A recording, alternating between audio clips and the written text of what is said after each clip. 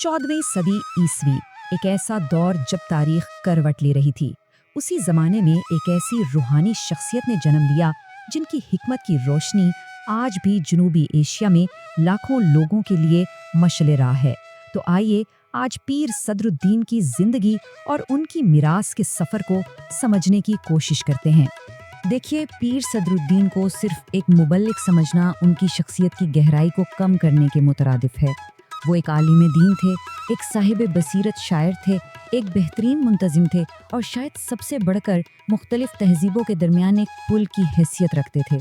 उनकी शख्सियत के यही मुख्तलिफ पहलू उनके काम को आज भी जिंदा रखे हुए हैं। हर बड़े सफ़र की एक इब्तिदा होती है, तो पीर सदरुद्दीन की दानिश और हिकमत को समझने के लिए हमें उनकी जड़ों तक जाना होगा, यानी कदीम फारस की इल्मी सरजमीन, जहाँ से ये सारी दास्तान शुरू होती है। तो बात है तकरीबन 1300 ईस्वी की। फारस का एक तारीखी शहर था सब्ज़ावार। वहीं एक पढ़े लिखे इस्माइली ख़ानदान में एक बच्चे ने जन्म लिया जिनका नाम मोहम्मद रखा गया। आपका सिलसिला नसब इमाम जाफ़र उस-सादिक़ अलैहिस्सलाम से जा मिलता है। बचपन से ही आपकी तालीम व तरबियत बहुत गहरी थी। इस्लामी उलूम, अरबी, पारसी और ख़ास तौर पर तावील यानी अल्फाज के बातनी मफ़हूम को समझने का इल्म आपको विरसे में मिला। यही वो मजबूत इल्मी बुनियाद थी जिस पर आगे चलकर एक अजीम रूहानी मिशन की इमारत तामीर हुई। फारस की इल्मी फ़िज़ाओं से निकलकर अब उनकी ज़िंदगी का सबसे अहम बाब बर्रे सग़ीर की सरज़मीन पर लिखा जाना था।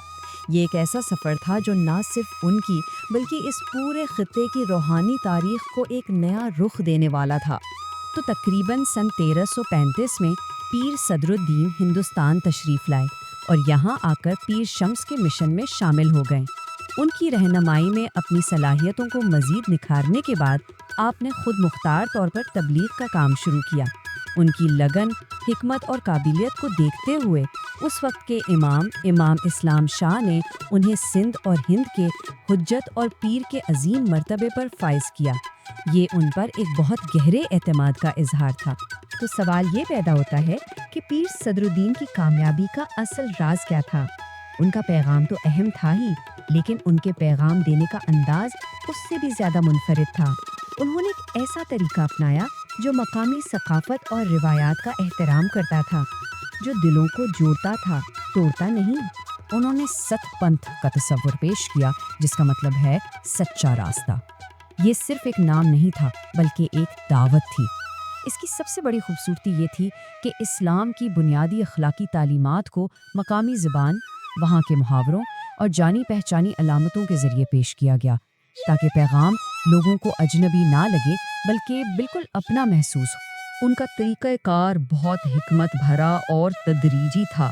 यूँ समझे कि ये 3 मराहिल पर मुश्तमिल था। पहला कदम सतपंता की अखलाकी तालीमात का तारुफ, जो सबके लिए काबिल कबूल थी। दूसरा कदम आहिस्ता आहिस्ता मुकामी फ़लसफ़े और कहानियों की मिसालें देकर इस्माइली तसव्वुरात को समझाना। और फिर तीसरा कदम ज़िक्र जैसी रूहानी इबादात और ज़ात पात के निज़ाम पर तनकीद के ज़रिए एक अलग मजबूत इस्माइली शनाख्त को कायम करना। इस हिकमत अमली का नतीजा ये निकला कि लोगों ने इस पैगाम को अपने पुराने अकायद की नफ़ी नहीं बल्कि उनकी तकमील समझा। उनकी तालीमात सिर्फ ख़याली या नज़रियाती नहीं थीं, उन्होंने एक जिंदा और मुनज़्ज़म जमात की शक्ल इख्तियार की। तो आइए देखते हैं कि ये नई कम्युनिटी कैसे वजूद में आई और कैसे परवान चढ़ी। उनके पैगाम की गूंज दूर दूर तक सुनाई देने लगी। सिंध और गुजरात के साहिलों से लेकर पंजाब के मैदानों और कश्मीर की वादियों तक उनका मिशन फैलता चला गया। इस पूरे रूहानी नेटवर्क का मरकज़ उन्होंने जनूबी पंजाब के तारीखी शहर ऊच शरीफ को बनाया। अपने पैरोकारों को एक नई इज्तिमाई शनाख्त देने के लिए पीर सदरुद्दीन ने उन्हें ख्वाजा का लक़ब दिया। ये फ़ारसी लफ्ज़ ख्वाजा से निकला है, जिसका मतलब होता है आका या मालिक। ये लक़ब इस बात की अलामत था कि ये लोग अपने नफ्स के मालिक हैं और अपने रूहानी रास्ते के हकीकी पैरोकार हैं।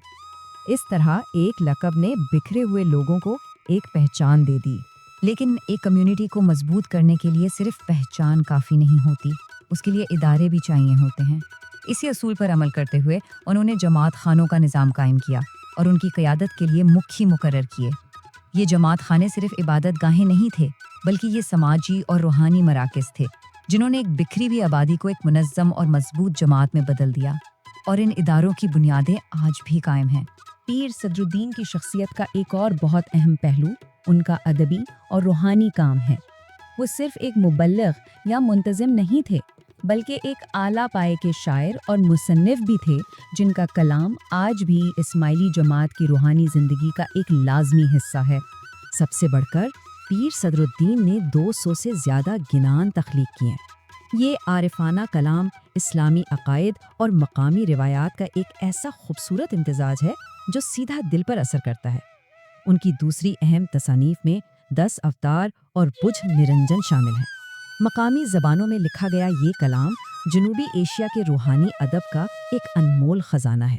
تو آخر میں ہم یہ کہہ سکتے ہیں کہ ان کی اصل میراث صرف لوگوں کو ایک نئے عقیدے میں لانا نہیں تھا، بلکہ ایک ایسی پائیدار ثقافت کو جنم دینا تھا جس نے اسلامی اصولوں کو مقامی روایات کے ساتھ بڑی خوبصورتی سے ہم آہنگ کیا۔ انہوں نے در حقیقت 2 دنیاؤں کے درمیان ایک روحانی پل تعمیر کیا، جس پر چل کر نظاری اسماعیلی فکر نے برصغیر میں نہ صرف اپنی بقا کو یقینی بنایا بلکہ ترقی بھی کی۔ صدیوں گزرنے کے باوجود پیر صدر الدین کا پیغام آج بھی اتنا ہی اہم ہے جتنا اس دور میں تھا۔ آج جب دنیا نظریات، سرحدوں اور شناختوں کی بنیاد پر بٹی ہوئی ہے، تو ان کی زندگی ہمیں ایک سوال پر غور کرنے کی دعوت دیتی ہے۔ کیا حکمت، صبر اور مخالبے کا راستہ اپنا کر ہم اپنے درمیان موجود فاصلوں کو کم کر سکتے ہیں؟ یہی سوال شاید ان کی میراث کا سب سے قیمتی تحفہ ہے۔